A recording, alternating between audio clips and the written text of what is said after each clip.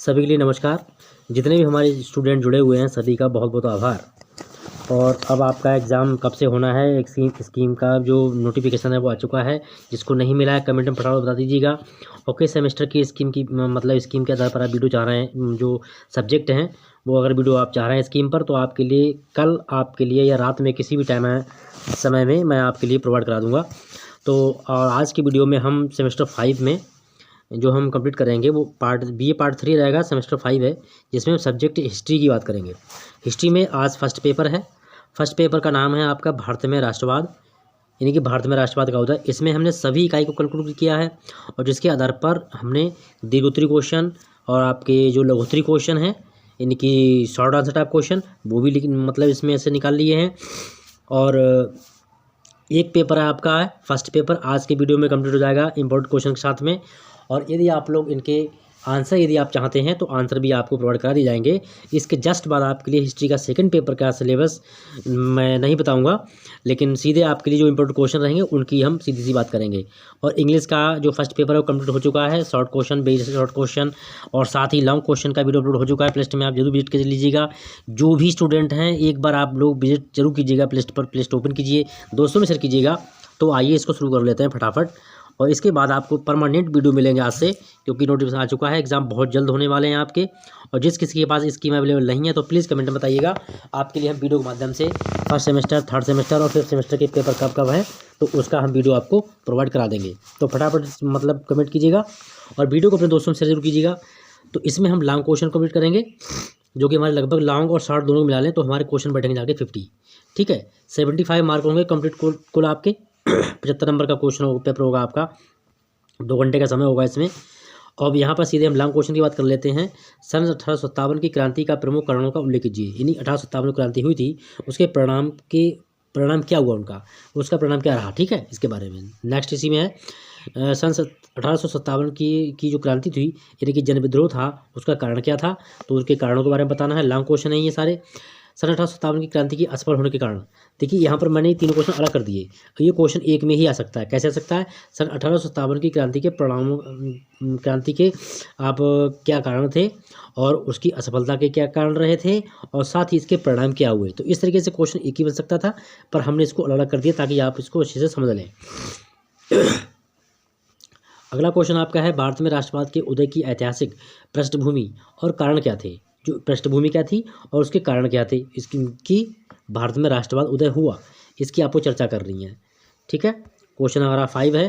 5 number question है आपका, सन 1921 में असहयोग आंदोलन का जो शुरुआत हुई थी उसका संक्षेप में आप वर्णन कीजिएगा। राष्ट्रवाद के विकास में कौन कौन से बाधक तत्व हैं, यानी कि राष्ट्रवाद जो विकास होता है तो उसमें कौन कौन से तत्व बाधक होते हैं, तो इनके बताइएगा। इसके बारे में बताना है। अगर आंसर नहीं मिलता है तो बता दीजिएगा, मैं आपको 1 या 2 वीडियो के अंदर अंदर इनके सबके आंसर बता दूंगा कि कैसे करने हैं आपके लिए। भारत छोड़ो आंदोलन क्यों चलाया गया था, ठीक है, इसमें। और फिर इस आंदोलन की व्याख्या कीजिए आप।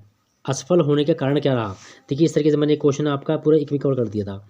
और बस 2 के आपके बहुत पास हो चुके हैं, मात्र 4-5 लोग जुड़ने बाकी रह गए हैं। इसी में 2 के कंप्लीट हो जाएगा। मुझे उम्मीद है आप लोग इसी सेशन में इसके अलावा 3 के या फिर आप 5 के कंप्लीट करवा देंगे, ऐसी मुझे आशा है। और अपना प्यार मोहब्बत इस तरीके से बनाए रखिएगा। बस वीडियो को आप लोग शेयर करते रहिएगा अपने दोस्तों में, और बाकी कंटेंट प्रोवाइड कराना हमारी जिम्मेदारी है। तो क्वेश्चन नंबर हमारा 8 है, महात्मा गांधी के सपने ज्ञान आंदोलन चलाया था, इसकी असली विस्तार, इसका जो विस्तार से आपको चर्चा करनी है। पंडित जवाहरलाल नेहरू को समकालीन भारत का निर्माता कहा जा सकता है, ये कथन है। ठीक है, तो इस कथन की आपको पुष्टि करनी है और इसका आलोचनात्मक परीक्षण करना है। ठीक है, पॉइंट के आधार पर आपको इनको लिखना होगा, इनका आंसर बनाना होगा। अगला क्वेश्चन है आपका, 19वीं सदी के शुरू में भारत में धर्म सुधार आंदोलन, समाज सुधार आंदोलन हुआ था, उनका विवरण क्या था और महापुरुष कौन कौन थे उनके बारे में आपको बताना है। वो टिप्पणी पूछ सकता है, जैसे कि लाला लाजपत राय कौन थे या फिर सुभाष चंद्र बोस पर टिप्पणी लिखी, इस तरीके से क्वेश्चन आपसे पूछ लेगा। राष्ट्रीय आंदोलन में महात्मा गांधी का क्या योगदान रहा।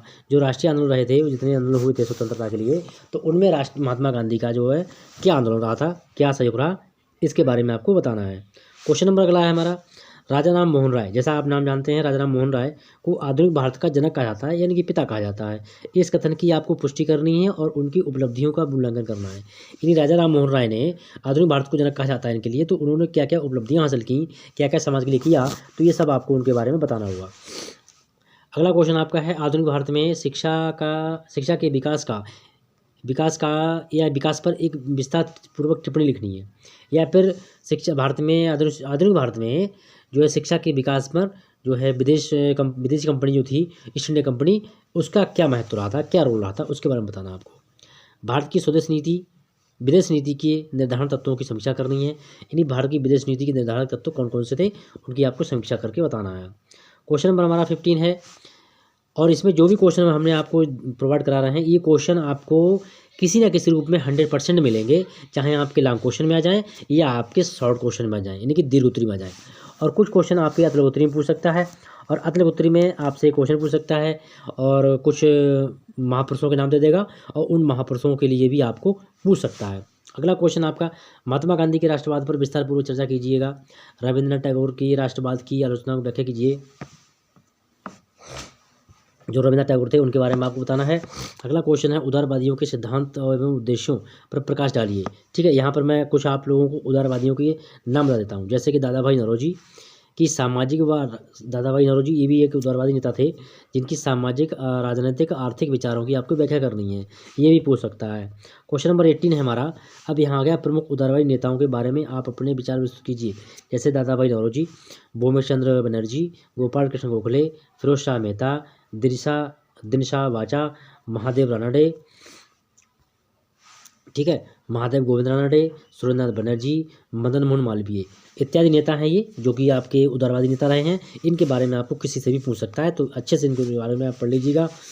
उदारवादी नेताओं की प्रमुख मांगे क्या थी, तो उनकी आपको मांगे बता देनी है, क्या मांगे थी इनकी। जैसे भर्ती में भारतीयों को स्थान देना चाहिए, ठीक है, किसी का भेदभाव नहीं करना चाहिए।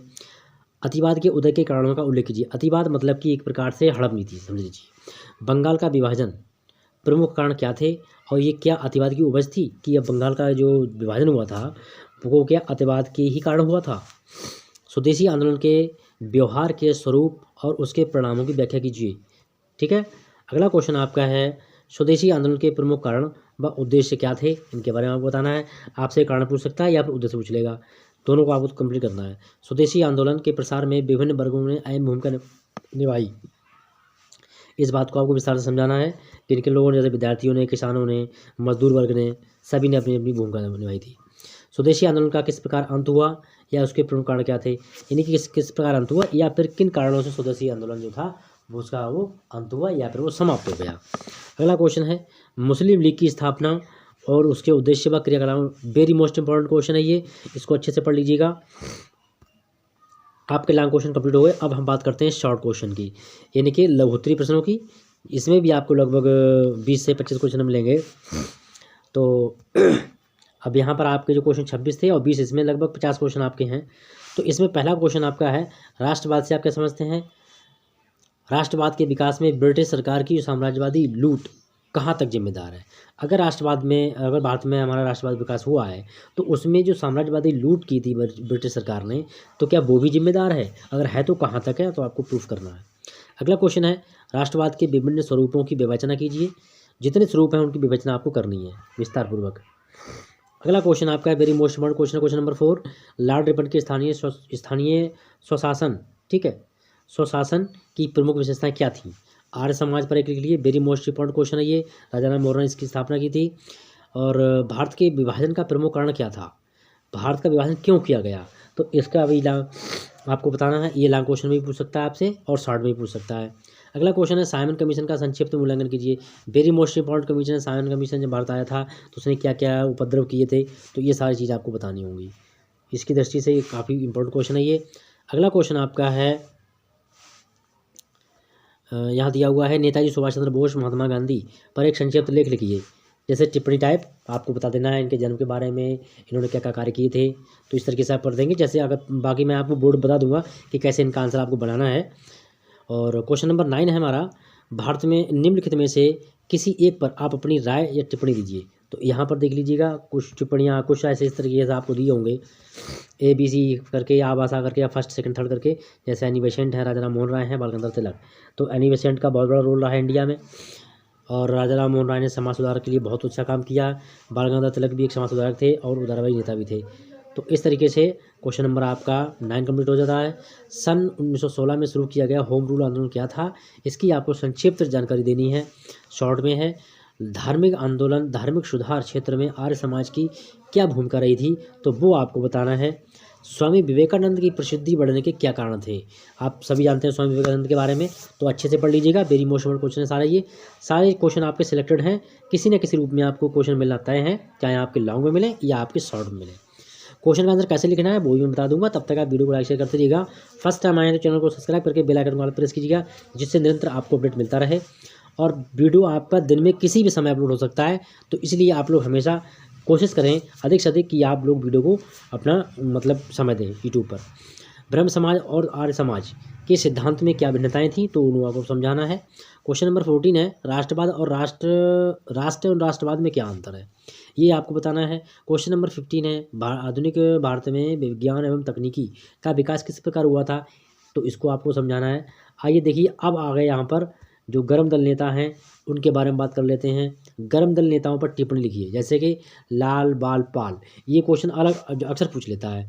तो लाल कौन, लाला लाजपत राय, ठीक। और बाल, बाल गंगाधर तिलक, ठीक है। और पाल, इनका नाम है बिपिन चंद्र पाल, ठीक है। यहाँ पर जो लाल हैं वो हैं जवाहरलाल नेहरू, ठीक। इस तरीके से आपको इनके बारे में लिखना है। तो इनका पूरा नाम मैंने समझा दिया, इस तरीके से आप लिख देंगे। क्वेश्चन नंबर 17 है, टिप्पणी लिखनी है कांग्रेस लीग समझौता सूरत विभाजन के कारण, और इसमें दो एक पॉइंट और हैं वो भी देख लेते हैं फटाफट। सूरत विभाजन के बाद की स्थिति क्या थी, सूरत विभाजन और लखनऊ अधिवेशन। लखनऊ हमारा उत्तर प्रदेश में है, सूरत ये गुजरात का शहर है, काफ़ी विकसित शहर है, डेवलपमेंट शहर है, तो उसके बारे में कभी मैप पे समझाएंगे जब आपको ज्योग्राफी पढ़ाएंगे, उसके बाद में इसी में बता देंगे हम। और क्वेश्चन नंबर 18 है, लखनऊ समझौता से आप क्या समझते हैं, या फिर ऐसे हो सकता है लखनऊ समझौता के बारे में क्या जानते हैं, तो ऐसे पूछ लेगा। इस तरीके से आप कर लीजिए कंप्लीट। सांप्रदायिक हत्याकांड पर प्रकाश डालिए। यानी सांप्रदायिक यानी धार्मिकवाद और सांप्रदायिक एक चीज़ होती है, इसका हत्याकांड किस प्रकार से हत्याकांड हुए थे, अपनाए गए थे, तो उन चीज़ों को बताना है। उग्रवादी आंदोलन के दोषों की व्याख्या कीजिए। उग्रवाद जो आंदोलन था उसके दोष क्या थे, उसकी कमियां क्या थी, वो आपको बतानी है। क्वेश्चन नंबर 18 है, मतलब आपका जो 21 है, 21 क्वेश्चन आपका कह रहा है कि प्रथम विश्व युद्ध का हमारे देश पर क्या प्रभाव पड़ा, या हमारे देश की उस समय जो स्थिति थी उस स्थिति पर भारत के नागरिकों पर या जनता पर क्या असर पड़ा था इसका। तो आई होप, उम्मीद करता हूँ वीडियो पसंद आएगा। पसंद आए लाइक शेयर कमेंट और सब्सक्राइब कर लीजिएगा। बेल आइकन ऑल में प्रेस कर देना, दोस्तों को जोड़ते रहिएगा। और बहुत जल्द आपके लिए सेकंड पेपर के भी इंपॉर्टेंट क्वेश्चन लॉन्ग शॉर्ट सारे मिलेंगे। और अब सेकंड पेपर आपका, फर्स्ट पेपर इंग्लिश का कंप्लीट कर दिया है हमने, और सेकंड पेपर बहुत जल्द हो जाएगा, इसका भी सेकंड पेपर अपलोड हो जाएगा। और आप लोग एक जो बिल्कुल आप बहुत अच्छे से ध्यान से समझ लीजिएगा कि आप लोग प्लीज़ कमेंट में जरूर बताइएगा आपने थर्ड सेमेस्टर में विषय कौन कौन से लिए हैं, ताकि आपका किसी प्रकार से कोई लॉस ना हो हमारी तरफ से, और हम आपको समय पर प्रोवाइड कर सकें। थर्ड सेमेस्टर की प्लेलिस्ट अपडेटेड है, और जिन पर प्लेलिस्ट में वीडियो कम है, जो सब्जेक्ट कम रहे हैं, उनके वीडियो परमानेंट आपको मिलते रहेंगे।